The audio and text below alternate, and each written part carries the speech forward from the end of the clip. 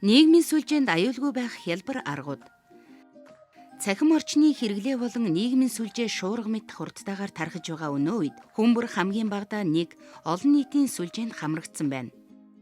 Хүмүүс хоорондоо хялбар аргаар холбогдож, тогтмол харилцаатай байж, нэгнийхээ баяр жаргалыг мэдэрч хуваалцаж, дэлхий дахны болон найз нөхдийн хүрээлэл болж байгаа мэдээлэл үйл явдлаас хоцрохгүй байх боломжтой болжээ.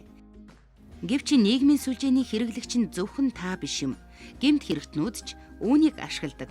Тэдний хувьд нийгмийн сүлжээ гэдэг ойлголт нь таны мэдээлэл болон бусад зүйлийг өөрсөддөө ашигтайгаар хэрэглэх явдал юм. Нийгмийн сүлжээнд дэх цахим гэмт хэрэгтнүүд нь дүрээ хувиргаж тантай найзлахыг хүсдэг. Та ч тэднийг өөрийн найзаар хүлээн авдаг. Ингэснээр тэд таны хувийн мэдээлэл, байршил болон хийж байгаа зүйлийн тань талаарх мэдээлэл авах бүрэн боломжтой болдог. Аимшигтай байгаа биз? Мөн цахим гэмт хэрэгтнүүд та болон таны найзуудыг сонирхож болох үец хуурамч аппликейшн болон веб хуудасны линк үүсгэдэг. Та тус линкэн дээр дарснаар хувийн мэдээллээ алдаж цахим төхөөрөмжөөч вирусдүүлэх эрсдэлтэй юм. Цахим гэмт хэрэгтнүүд нь нийгмийн сүлжээнд дэх таны цорын ганц аюул биш юм. Та нийгмийн сүлжээнд оролцохдоо тоомсоргүй хандаж, эвгүй үг хэллэг, зураг, дүрс бичлэгийг бусадтай хуваалцсанаар өөрийгөө аюулд оруулж байдаг. Нийгмийн сүлжээнд идэвхтэй байх гэж хит туйлширснаас болж бүх зүйлээ хялбараар алдах эрсдэлтэй гэдгийг ухаарч хамжаагүй залуус энэ бүхэн илүү тохиолдож байна. Гэхдээ санаа зовлтгүй дараах хялбархан зөвлөгөөнүүдийг хэрэгжүүлснээр өөрийгөө хамгаалах бүрэн боломжтой. Зөвлөмж 1. Нийгмийн сүлжээнд цахим гэмт хэрэгтнүүд бусдын хувийн нууцад халдах зорилгоор хуурамч веб хуудасны линкүүд үүсгэдэг. Танд тэрхүү линк дээр дарахгүй байхыг зөвлөж байна.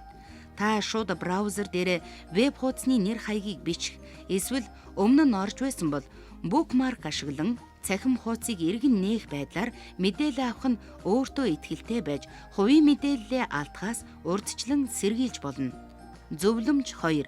Ирээдүйд болон өнөөдөр таны ажил олгогч эсвэл дотны хэн нэгэн олж хараасаа гэж бодохгүй байгаа үг, хэллэг, пост, сэтгэгдэл, зургнуудыг нийгмийн сүлжээнд аль болох байршуулахгүй байх хэрэгтэй.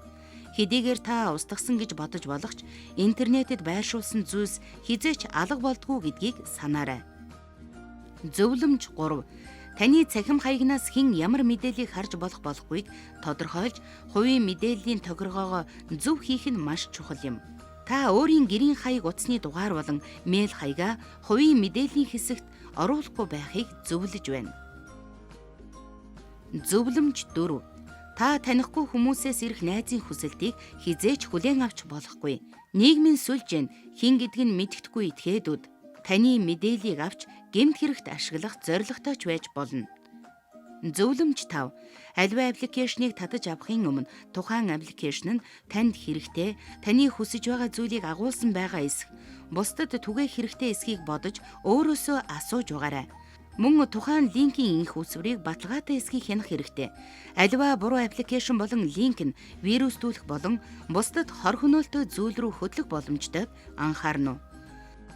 Сүүлийн танд хүргэх зөвлөмж бол аль болох олон найз нөхөддөө энэхүү зөвлөмжийг түгээгээрэй.